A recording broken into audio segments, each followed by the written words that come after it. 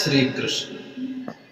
तो भगवत प्रेमियों, आज आपको इस वीडियो में हम गोपनीय ज्ञान बताने वाले हैं। जैसा कि आपने थंबनेल में पढ़ा है, जो भगवान कृष्ण ने अर्जुन को बताया गोपनीय ज्ञान। गीता अध्याय 9 का श्लोक 1, 2, 3 में कहा है कि हे अर्जुन, यह गोपनीय से भी गोपनीय ज्ञान मैं तुझे बताने वाला हूँ। इस ज्ञान को जानकर मनुष्य संसार चक्र बंधन से मुक्त हो जाता है। तो मैं आपको प्रमाण सहित दिखाऊंगा। आपसे निवेदन है कि वीडियो को पूरा देखें और वीडियो अगर अच्छा लगे तो लाइक करना, शेयर करना और हमारे YouTube चैनल को सब्सक्राइब जरूर कर लें, ताकि हम जब भी कोई धार्मिक वीडियो बनाएं आप तक पहुंच जाए। तो चलिए भगवत प्रेमियों, हम आपको प्रमाण दिखाते हैं। भगवत प्रेमियों, यह श्रीमद् भगवत गीता महात्मा सहित मोटे अक्षरों में हिंदी टीका सहित गीता प्रेस गोरखपुर। अब मैं आपको दिखाता हूं ये कहां से प्रकाशित है, कहां से छपा हुआ है। तो आप देख सकते हैं, ये संबंत 2080 117वां पुनर्मुद्रण, मूल 70 रुपये, कोरियर डाक से मंगवाने के लिए गीता प्रेस गोरखपुर, ये उनका पोस्ट ऑफिस का पिन कोड है और वेबसाइट है www.gitapress.org, gitapressbookshop.in। प्रकाशक एवं मुद्रक इनके गीता प्रेस गोरखपुर, गोविंद भवन कार्यालय, कोलकाता का संस्थान। ये उनका मोबाइल नंबर, इनका वेबसाइट और ईमेल। तो भगवत प्रेमियों, अब आपको ले चलते हैं गीता जी के अध्याय 9 पर। श्लोक 2, 3 आपको दिखाते हैं, जो गोपनीय ज्ञान भगवान कृष्ण ने अर्जुन को बताया है। तो यह 9वां अध्याय आप देख सकते हैं, 9वां अध्याय। उसके उपरांत श्री कृष्ण भगवान बोले, हे अर्जुन, तुझ दोष दृष्टि रहित भक्ति के लिए इस परम गोपनीय ज्ञान को रहस्य के सहित कहूंगा कि जिसको जानकर तू दुख रूप संसार से मुक्त हो जाएगा। यह ज्ञान सब विद्याओं का राजा तथा सब गोपनीयों का भी राजा एवं अति पवित्र उत्तम प्रत्यक्ष फल वाला और धर्मयुक्त है। साधन करने को बड़ा सुगम और अविनाशी है। हे परंतप, इस तत्व ज्ञान रूप धर्म में श्रद्धा रहित पुरुष मेरे को न प्राप्त होकर मृत्यु रूप संसार चक्र में भ्रमण करते हैं। हे अर्जुन, मुझ सच्चिदानंद घन परमात्मा से यह सब जगत जल से बर्फ के सदृश परिपूर्ण है और सब भूत मेरे में अंतर्गत संकल्प के आधार स्थित हैं।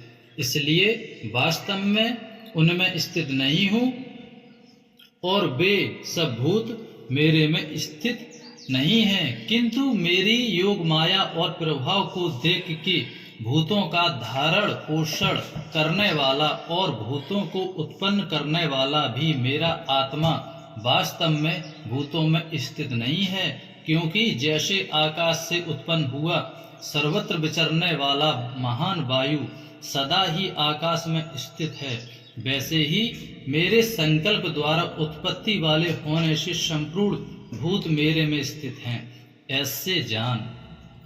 हे अर्जुन, कल्प के अंत में सब भूतों की मेरी प्रकृति को प्राप्त होते हैं, अर्थात प्रकृति में लय होते हैं, और कल्प के आदि में उनको मैं फिर रचता हूँ। कैसे कि अपनी त्रिगुणमयी माया को अंगीकार करके स्वभाव को वश में परतंत्र हुए इस संपूर्ण भूत समुदाय को बारंबार उनके कर्मों के अनुसार रचता हूँ। हे अर्जुन, उन कर्मों में आसक्त रहित और उदासीन के सदृश स्थित हुए मुझ परमात्मा को वे कर्म नहीं बांधते हैं। हे अर्जुन, मुझे अधिष्ठाता के सकाश से यह मेरी माया चराचर सहित सर्व जगत को रचती है और इस ऊपर कहे हुए हेतु से ही यह संसार आवागमन रूप चक्र में घूमता है।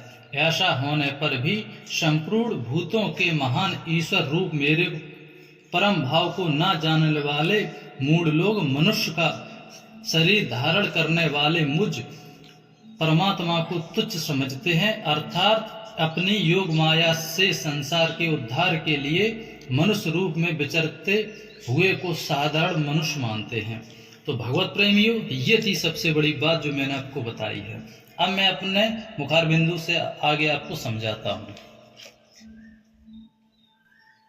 तो भगवत प्रेमियों, जो भगवान कृष्ण ने अर्जुन को गोपनीय ज्ञान बताया था, मैंने आपको प्रमाण दिखा दिया ताकि आपको भरोसा हो जाए। अब मैं आगे आपको सरल भाषा में समझाता हूँ ताकि आपको अच्छे से समझ में आ जाए। तो भगवान कृष्ण का कहना यह है कि जो मनुष्य मुझे साधारण समझते हैं या मुझे जन्मने और मरने वाला समझते हैं, तो वो मूढ़ लोग होते हैं, यानी अज्ञानी होते हैं। उनका कहना है कि जो कुछ भी मैं रचता हूँ, जो कुछ बनाता हूँ, ये मैं प्रकृति को अधीन करके रचता हूँ। तो लोग मुझे एक साधारण मानव समझते हैं। मैं जो भी लीला करता हूँ मुझे साधारण मानव समझते हैं। परमात्मा का कहना यह है कि मैं अविनाशी हूँ, ये मेरी माया है, इसलिए माया में न उलझें और भक्ति करें, अपना मोक्ष कराएं। ये गोपनीय ज्ञान है कि जो भक्ति करता है, मुझे अविनाशी परमात्मा समझता है, वो संसार चक्र बंधन से मुक्त हो जाता है। और जो मेरी बनाई हुई माया में उलझा रहता है, जैसे परिवार है, बाल बच्चा है, ये धन संपत्ति है, मकान, खेती, गाड़ी, बंगला, बिजनेस, व्यापार, पैसा, ये मान बढ़ाई, किसी बड़ी पदवी को हासिल करना, ये क्या, ये माया है। यही तो भगवान कृष्ण कहना चाहते हैं कि मेरी बनाई हुई माया में मनुष्य उलझा रहता है और अपना जीवन को व्यर्थ कर देता है। उनका ये भी कहना नहीं है, ना मेरा कहना है कि आप माया के चक्कर में पड़ के मतलब परिवार को छोड़ दो। नहीं, आप संसारिक कार्य भी करो लेकिन परमात्मा को याद करो। कहते नहीं है कि ये माया का आनंद में प्राप्त होकर परमानंद को न भूलें। तो आप इस माया का भी प्रयोग करें, लेकिन उतना ही करें जितना आपके कार्य के हित में हो। और जो आपको लगता है गलत है, आपको नुकसान पहुंचा रहा है, उसे त्याग दें। और सबसे अच्छी बात तो ये है कि आप जब संसारिक कार्यों में सफल हो जाएं, आपके पूर्ण हो जाएं, उसके बाद आप जो आपका शेष जीवन बचा है वो परमात्मा की शरण में लगा दें। ये तो मतलब भगवान का कहना है।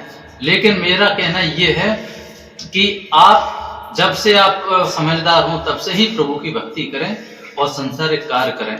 और जैसे ही आप संसारिक कार्यों से मुक्त होते हैं, उसके बाद आप परमेश्वर की शरण में जाएं, अपना मोक्ष कराएं और अपना जो जीवन मरण जो है, संसार में आना जाना है, इससे मुक्ति पाएं। फिर आपका कभी जन्म मरण नहीं होगा। जय श्री कृष्ण।